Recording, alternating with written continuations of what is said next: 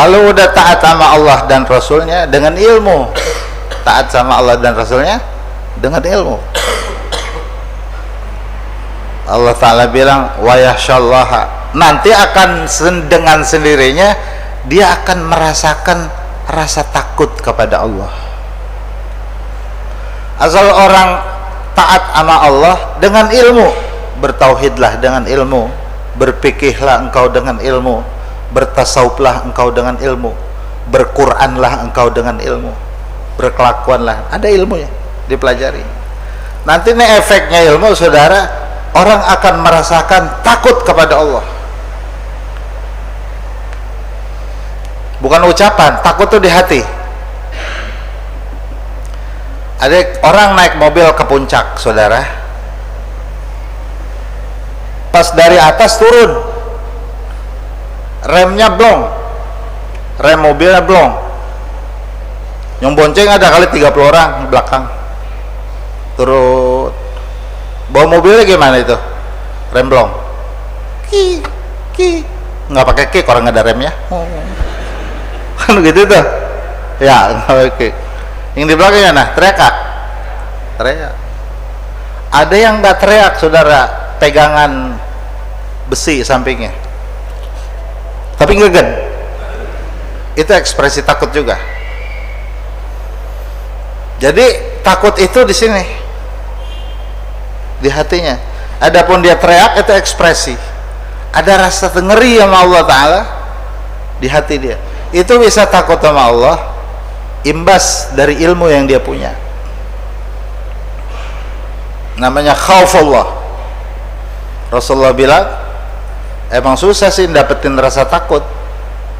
Saya juga ngomong belum dapet, karena kita kan prosesnya dalam masih belajar mengaji, ngaji terus sampai dapetin takut.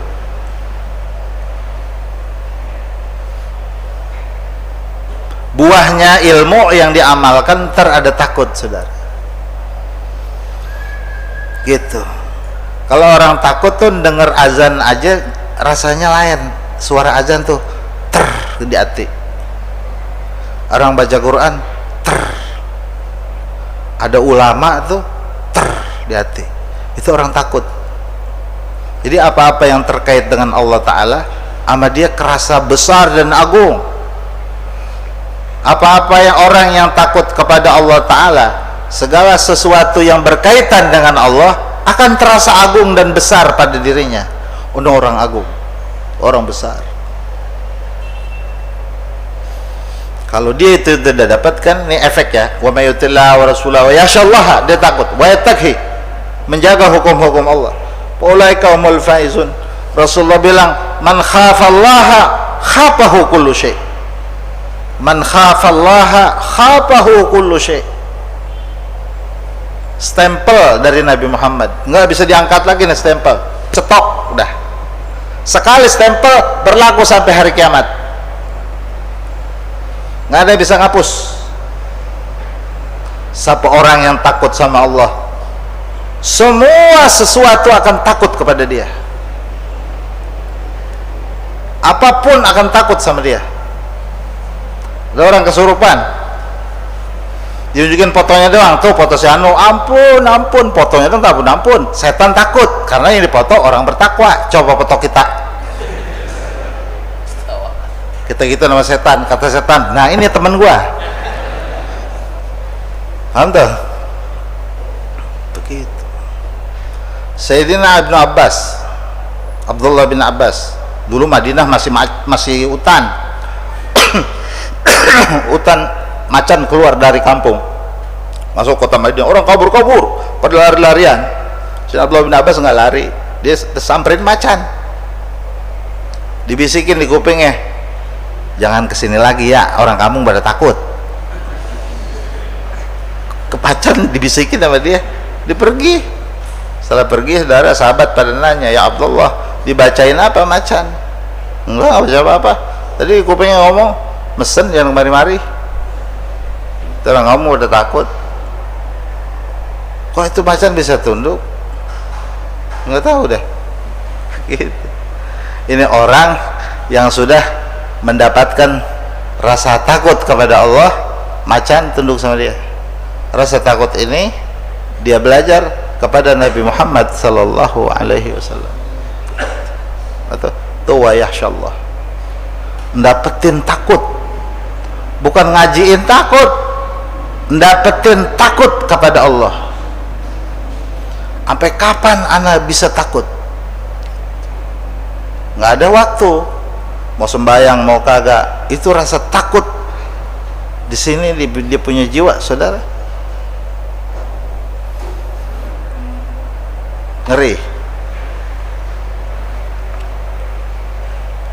Dalam satu kitab Syarhul Hikam, orang lagi lewat di atas sirat, saudara. Ini namanya min ahwali yaumil qiyamah, huru hara. Kalau kita ada tiang jalur, tahu saudara? Tahu kan tiang jalur? Kan ada apa namanya, kawat listrik ya. Kita pegangan kawat, kita pegangan nyetrum, kita lepas, kita mati. Kira-kira kita takut nggak di situ? Takut deh. Kita pegangan begini nyetrum, kita lepas jatuh mati. Orang tinggi tiang jalur. Ini bukan tiang jalur, saudara. Bukannya kawat jalur, kawat sirat, siratul mustaqim. Jatuhnya bukan ke bumi, ke bara jahannam. Di bawahnya jahannam. Ini orang kadang-kadang yahbu ahyanan,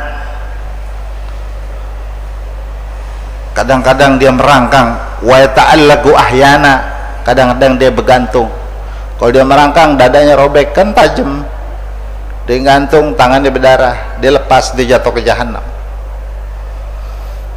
Ini namanya ahwalu yaumil qiyamah, suasana mengerikan di hari kiamat. Ini dia barangnya. Satu saat diriwayatkan neraka padam. Neraka apinya padam.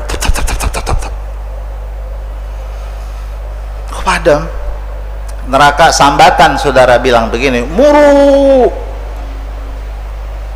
fa inna lihabakum yutbi'u lihabi. Cepetan lewat, kata neraka, karena panasnya kalian memadamkan panasku, kata jahanam. Jadi panasnya kalian memanaskan padamku, kata jahanam. Siapa saudara yang disuruh lewat sama jahanam? Ini dia ahlu khasyatillah, orang-orang yang takut kepada Allah, memadamkan panasnya jahanam. Dia udah lewat, jalan cepet, muntab lagi. Jahannam aja takut. Jadi ini stempel Nabi Muhammad, kepake dunia, kepake akhirat. Man khafallaha khafahu kullu syai'. Ke akhirat kepake. Makanya tengaji itu taat sama Allah Ta'ala, mentok sampai ngerasain takut sama Tuhan. Mudah-mudahan dapat begitu. Amin. Tuh. Baru paulaikumul faizun. Beruntung mala ainun ra'at wala udhun sami'at wala khatar ala qalbil bashar abadal abidin wa daharad dahirin yatana'amuna fiha. Dia asyik nikmat di dalam surga, tiada batas waktu, tiada terhingga nikmat, keberuntungan yang luar biasa. Modal sedikit hidup di dunia, untung berlipat-lipat ganda yang tiada batas akhirnya. Faulaika humul faizun.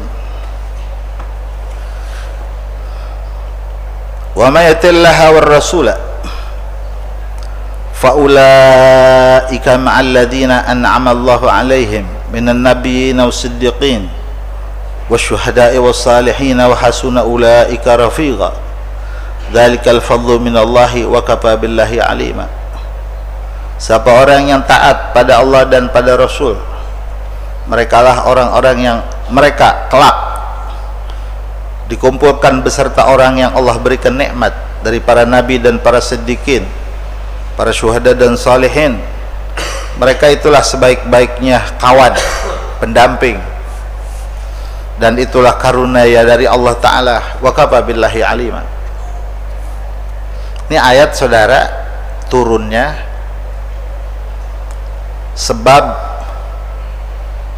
ada seorang sahabat Rasulullah yang bernama Thauban, namanya Thauban. Jadi Thauban ini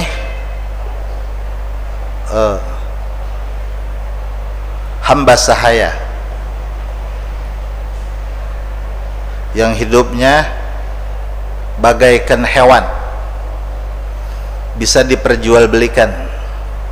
Apa yang dipekerjakan, apa yang diusahakan, hasilnya semua buat tuannya. Jangankan hartanya, dirinya milik tuannya. Bisa dijual, bisa ditawar, layaknya seperti hewan. Tapi dia manusia, wajib sholat dan lain sebagainya.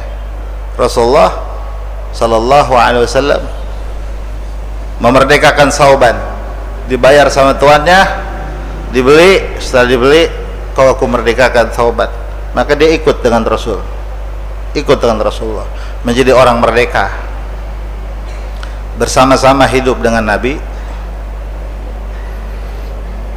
Tertanam tumbuh rasa cinta kepada Rasulullah. Ini Thauban terpupuk dalam jiwanya dengan Nabi Muhammad.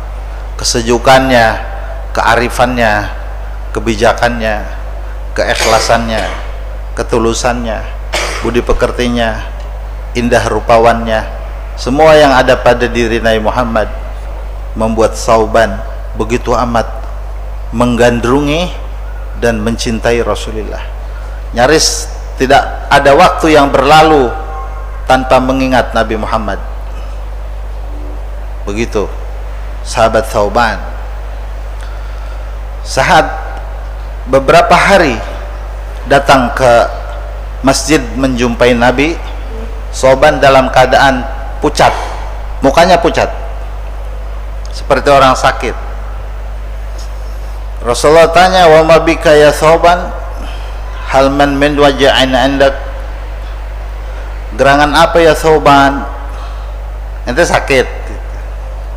Rasulullah tanya, karena orang pucat kan. Kata Thauban, mali min wajah ya Rasulullah, ana sehat, nggak sakit, kok ente pucat? Sebab ya Rasulullah,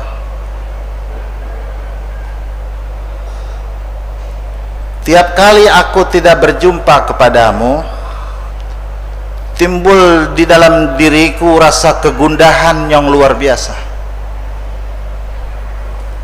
Setiap kali aku tidak bertemu denganmu, aku merasa tersiksa. Kenapa ya Thauban? Rasul, kenapa begitu? Syauqan wa mahabbatan lak ya Rasulullah.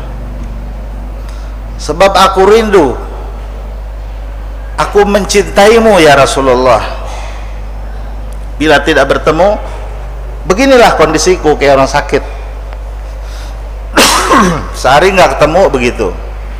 Ini cinta hakikinya Thauban. Aku berpikir ya Rasulullah, andaikan kelak setelahnya selesai dunia ini, tidak ada lagi aku dan tiada lagi engkau, tiada lagi manusia, berganti telah menjadi alam akhirat. Andai saja aku masuk ke dalam surga, manalah mungkin aku bisa bertemu engkau, karena engkau punya berada dalam satu kedudukan yang tinggi. Engkau bukan nabi biasa, engkau bukan rasul biasa. Aku tahu engkau itu adalah imamul anbiya, engkau itu adalah sayyidul mursalin. Manalah mungkin di dalam surga aku bisa bertemu engkau yang punya kedudukan yang tinggi, sementara ana man Thauban. Siapa ana? Siapa ana? Ana Thauban ya Rasulullah, hamba sahaya yang kau merdekakan. Tapi andaikan aku masuk ke dalam neraka, Berarti selama-lamanya aku tidak bisa bertemu engkau ya Rasulullah. Selama-lamanya aku tidak bisa bertemu engkau. Itulah yang membuat aku gundah, yang membuat aku nestafa bila tidak bertemu engkau. Ini namanya ratapan kerinduan Sauban kepada Nabi Muhammad. Menggetarkan aras dia punya rindu, menggetarkan aras dia punya cinta. Akhirnya malaikat turun segera menyampaikan berita dari Allah Ta'ala untuk sampaikan kepada Nabi Muhammad. Ya Rasulullah, Allah Subhanahu Wa Ta'ala berfirman, wa may yuti'illaha wa rasulah. Ini di ayatnya, wa may yuti'illaha wa rasulah fa ulaika ma'al ladzina an'ama Allah 'alaihim minan nabiyyin wasiddiqin wasyuhada'i wassalihin wa hasuna ulaika rafiqa. Orang-orang yang ingin kumpul dengan Nabi Muhammad, gitu bahasa kita mah, orang-orang yang ingin berkumpul dengan para anbiya wal mursalin, walaupun di sininya dia tidak pernah bertemu nabi yang manapun, tapi ingin kumpul. Orang yang ingin kumpul dengan para waliullah, ahlu siddiqin namanya, nah siddiqin, orang-orang yang dekat pada Allah, orang-orang yang ingin bersama dengan orang-orang yang syahid, orang-orang yang tidak ada siksa di alam kuburnya, tidak ada malapetaka di mahsyar, tidak ada mara bahaya di akhirat, ingin kumpul dengan dia. Orang-orang yang ingin kumpul dengan orang-orang yang saleh, mau kumpul dengan mereka. Wa hasuna ulaika rafiqa. Orang-orang terbaik pilihan Allah untuk dijadikan pendamping mereka itu. Allah Ta'ala bilang, taat kepada Allah, taat kepada Rasul. Wa may yuti'illaha wa rasul.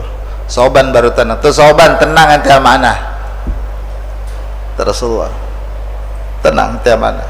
Ente ale taat, taat kepada Allah, taat sama anak, ente besok amanah. Baru tenang tuh kegelisahan Sauban, sesuai dengan hadis Rasul, man ahabba syai'an yuhsyaru ma'ah, man ahabba syai'an yuhsyaru ma'ah. Orang yang cinta pada sesuatu, dalam satu hadis, anta ma'a man ahbabta yuhsyarul mar'u ma'a man ahab, gitu maksudnya. Orang bakal kumpul besok beserta orang yang dia cintai. Saat ngaji ini saudara, saya pernah hadir di satu acara maulid. Saat itu ada kiai yang ceramah sebentar, 5 menit ceramahnya. Dia cuma tanya begini, saudara, saya mau kasih tahu, nanti pulang maulid saudara blonjor kaki di rumah karena pegel. Sambil blonjor saudara renung-renungi, saudara tanya di hati saudara, dan saudara jawab sendiri, siapa yang saudara cintai? Itulah jawaban nasib saudara di kemudian hari. Kata tuh kiai, siapa yang saudara cintai, itulah gambaran nasib saudara di kemudian hari. Kalau yang saudara cintai dari maulid ini adalah Nabi Muhammad, berarti kelak saudara bersama Rasulullah Sallallahu Alaihi Wasallam. Cinta ini jangan sembarangan. Kalau yang di hati saudara adalah seorang tokoh artis besar yang hidupnya tidak pernah menundukkan diri kepada Allah, yang jidatnya tak pernah dipakai sujud kepada Allah, yang lidahnya tak pernah mengucapkan subhanallah, yang matanya tak pernah membaca Al-Quran, dan dia yang ada di hati saudara, saudara cintai dia, itu pula gambaran masa depan saudara. Wassalamualaikum warahmatullahi wabarakatuh. Segitu ceramah, dikit tapi nonjok perasaan saya. Maka saya ingat aja masih. Beliau itu almarhum al-maghfurlah Kiai Haji Abdurrahman Nawi. Ngalah aja 5 menit turun. Dia pesan itu. Ntar pulang blonjor. Masing-masing tanya, jawabannya ada di hati. Man tuhibbu? Siapa yang kau cinta? Hati-hati mencintai sesuatu. Gitu dia kata. Nah, ini hadis Sauban yang peristiwanya beliau mencintai Rasul. Cinta itulah yang akhirnya menjadi sabab nuzul ini ayat mayutillaha wa rasul. Wa mayutillaha wa rasulahu yudkhilhu jannatin tajri min tahtiha al-anhar. Siapa orang yang taat pada Allah dan Rasulnya, buahnya, keuntungannya kelak Allah Ta'ala yang turun tangan untuk memasukkan dia ke dalam surga. Allah yang panggil, ente sini masuk surga. Tajri min tahtiha al-anhar khalidina fiha, dia kekal di dalamnya, semua nikmat ada di dalamnya. Mengalir di bawahnya itu sungai-sungai yang rasanya lebih manis dari madu. Sungai manis. Ini bukan tajri min tahtiha, bukan tajri tahtaha. Bahasa Arabnya ini bukan tajri tahtaha, bukan istana di atas sungai, bukan. Jadi ini istana saudara, dari bawah itu istana keluar sungai. Ini istana. Maka bahasa min ini min ibtidai. Jadi tajri min tahtiha, ini istana besar. Satu kamarnya 70 bidadari. Satu kamar 70 bidadari buat ente. Ogah begitu. Belum kamar ono. Pokoknya mah jarang-jarang make sempak ente. Habis? Itu bukan pengertiannya ke situ. Betapa pemurahnya Allah Ta'ala gitu maksudnya. Nih ente mau, ente suka, anak kasih ente ampe ente bingung mikirin yang anak kasih. Allah kok udah ngasih begitu. Ini istana saudara, di bawahnya keluar air, sungai, dan nggak pernah berhenti.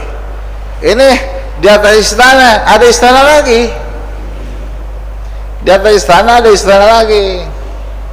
Begitu. Setiap istana di bawahnya mengalir sungai. Jadi istana yang di atas istana itu tajri min tahtil anhar. Makanya bahasa jannatin, makanya jamak muannas salim. Itu di atasnya sungai keluar lagi dari bawah istana yang di sana. Jadi antara istana dan istana itu nggak ada sekat, nggak ada sambungan. Kalau kita kan bikin rumah berlantai, itu corannya mesti nyambung. Kalau kagak nyambung rubuh. Di sana mah istana ngambang, teng. Di atas istana ada air, airnya ngambang. Itu disebut dengan salsabila. Airnya saudara ngambang. Jadi kalau kita haus, kita pengen minum saudara, bukan kita ngambil gelas, air kita awe. Air ini gua haus, nyamperin cok, nggak pakai gelas, kita minum sendiri, dan nggak pernah hilang rasa hausnya karena wafoko kulidhi namatin nikmah. Jadi nikmat terus. Jadi kita minum bukan karena haus, karena lezat lagi. Jadi air di sana yang kita minum sore hari bukan rasa yang di pagi hari. Yang kita minum hari ini bukan rasa yang kemarin. Kita minum besok bukan rasa yang ini. Karena setiap kenikmatan di dalam surga setiap hari bergerak dan bertambah. Di situ Allah tunjukkan kekayaannya. Nih, biar lo tahu gua siapa. Wa fawqa kulli dhi ni'matin ni'mah. Setiap kenikmatan di atasnya ada nikmat lagi, ada nikmat lagi, dan tidak pernah di dalam surga ada pengulangan nikmat. Nggak ada nikmat yang diulang. Nggak ada nikmat diulang. Karena ngulang nikmat itu dunia. Ini perasaan yang kemarin gua makan durian, kayak durian yang dulu.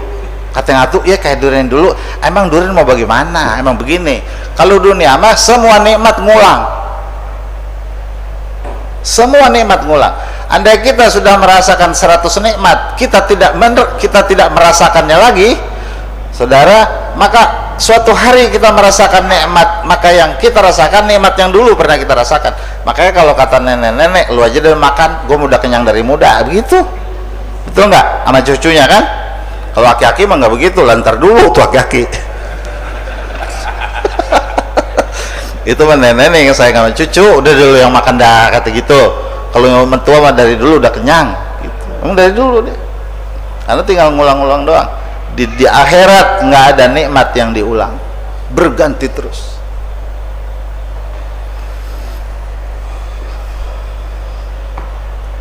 susah ngatanya dah. Hah? Karena Rasulullah bilang, ente nggak bisa ngomongin surga. Nabi yang bilang. Jadi yang ente ngomongin itu sebatas yang ente bayangkan. Surga itu nggak terbayang. Sebab wala khatara ala qalbil bashar. Itu surga. Nggak ada manusia yang bisa melintasi surga dalam benaknya. Karena apa yang terlintas di dalam benaknya adalah kenikmatan hayalan atau apa yang dia pernah lihat di atas dunia. Tapi dalam surga dia nggak pernah lihat. Bagaimana itu? Susah ngatanya begitu. Orang susah ngatanya kan susah. Rasulullah bilang nggak bisa. Ente ceritain surga nggak bisa. Ente ceritain neraka nggak bisa. Itu cuman duplikat. Duplikat-duplikatnya bukan sesungguhnya. Kalau sekamar bidadari 7, bayangin gedenya kayak apa tuh kamar. Hah? Ini daun pintu kusen. Kusen kan ada tiangnya. Tiang satu. Ini tiang satu, 50 tahun jalan kagak nyampe. Masing-masing kita. Ini satu tiang. Kita jalan 50 tahun belum nyampe. Begitu luasnya istana di dalam surga, begitu indahnya, sehingga tiang aja begitu, bagaimana istananya, bayangin dah.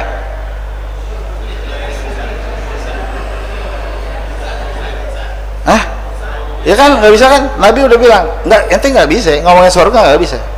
Ana udah lihat tuh surga langsung bi'ainai ra'si, dengan dua mataku aku lihat. Kalian nggak bisa ngomongin. Tiang ke tiang Nabi gambarin tuh 50 tahun belum nyampe. Lah kali 50 tahun kita dari sini ke Madura kan cuma seminggu.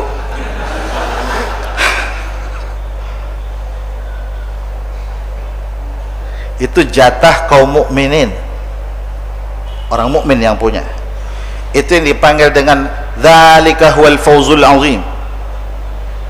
Keberuntungan besar itu dia. Wa dzalikal fawzul azim, tuh, betul enggak? Wa dzalikal fawzul azim. Keberuntungan besar.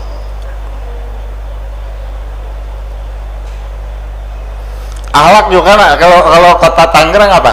Akhlak karimah. Betul enggak? Akhlak karimah, dia berakhlak demi kebaikan dia. Ada khuluqin azim, akhlak agung. Ini akhlak agung. Orang yang punya akhlak agung nggak punya cuman satu, wa innaka la'ala khuluqin azim. Rasulullah doang. Kenapa akhlak agung? Orang yang di sini mikirin umatnya yang akan lahir ratusan ribuan tahun yang akan datang. Ini umatku kelak selamat tidakkah di alam barzah. Orang yang belum lahir udah pikirin, sampai sujud-sujud, sampai nangis-nangis mikirin umat yang belum lahir di alam barzah selamat apa kagak. Ini akhlak. Maka wa innaka la'ala khuluqin azim. Rasulullah yang punya. Wa may yasillahu wa rasulahu wa yata'adda hududahu yudkhilun naran khalidan fiha wa lahu 'adzabun muhin. Siapa orang yang siapa orang yang maksiat, durhaka pada Allah dan Rasulnya, melampaui hukum-hukumnya, melanggar aturannya, kelak Allah bilang yudkhilhu naran khalidan fiha. Allah Ta'ala yang masukkan dia ke dalam neraka, dibikin kekal di dalamnya. Walahu adzabun muhin, buat dia disiapkan azab yang menghinakan. Azab menghinakan. Orang dalam penjara yang bikin dia nggak nyaman, terhina. Kalau sipir dalam penjara nggak apa-apa, karena memang digaji. Malaikat Zabaniyah di dalam neraka nggak apa-apa. Orang yang di neraka bikin dia sengsara itu karena terhina. Hina bener gua. Kan dia lapar, ya Allah, lapar, lapar aus gitu neraka. Allah Ta'ala nggak dengerin. Kagak dihiraukan, terhina saudara. 1000 tahun kemudian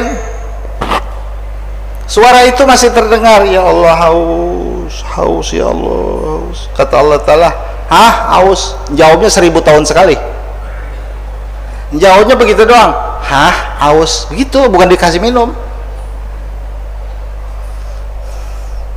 1000 tahun kemudian, ya Allah, haus, haus, dikasih minum, dikatakan hamiman hamima, air menggolak dari nanah, tuh minum. 1000 tahun kemudian baru kasih minum, tuh minum. Itu terhina namanya, dihinakan. Bagaimana kehina dikasihnya air nanah ataupun air timah yang menggolak.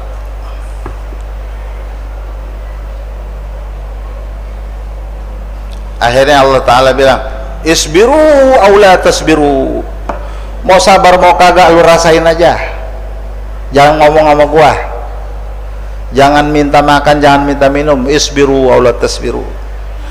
Apa man itta'a ridwanallahi kaman ba'a bi sakhatin minallahi wa ma'awahu jahannam wa bi'sal masir.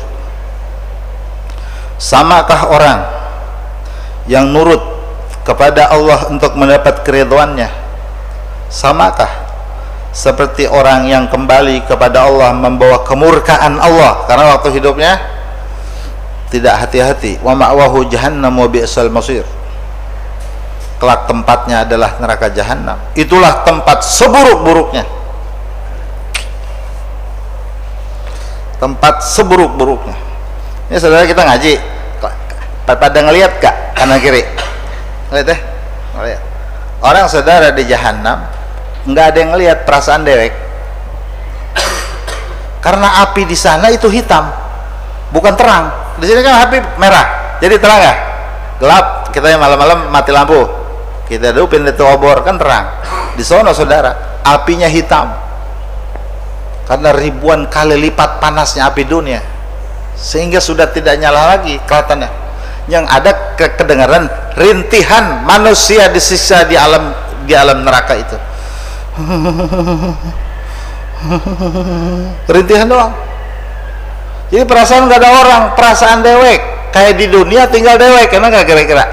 Terus aja di dunia, bini kita pergi aja kagak enak di rumah. Ini bini seminggu pergi, gua kayaknya di neraka tuh di rumah. Padahal Indomie ada, telur ada, TV ada, kulkas hidup, lampu hidup, semua enak. Bini pergi seminggu, jarang wali songo. Lakinya ditinggal di rumah dek dewek, itu berarti ngapa kagak enak bro, kayak di neraka gue ini di rumah. Sampai tamsil perumpamaan dia kayak di neraka gitu, karena dewek. Itu di neraka saudara, perasaan dewek, padahal orang banyak, karena gelap gulita. Itu wabi'sal masir. Bukan waktunya bentaran, rapa-repeh, barah semua, ke sono barah, ke sini barah. Bisa tidur, kalau tidur dunia nggak bisa tidur. Kali ngelayap dikit, di surga aja nggak ada tidur. Coba kalau tidur luput nikmat surga. Allah bikin ente nggak boleh tidur, kalau tidur nikmat surga lewat. Di neraka nggak boleh tidur, kalau tidur siksa neraka lewat. Dibikin kagak tidur.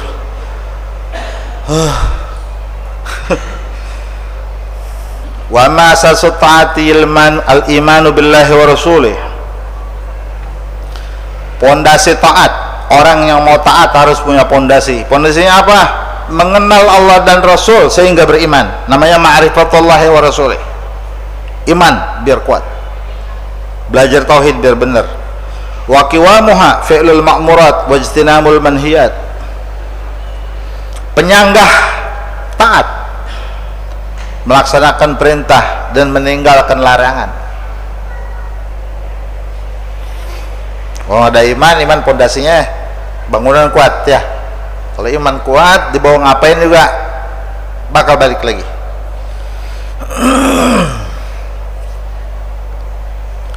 Andre dan waqabul wa idhanin wa taslimin,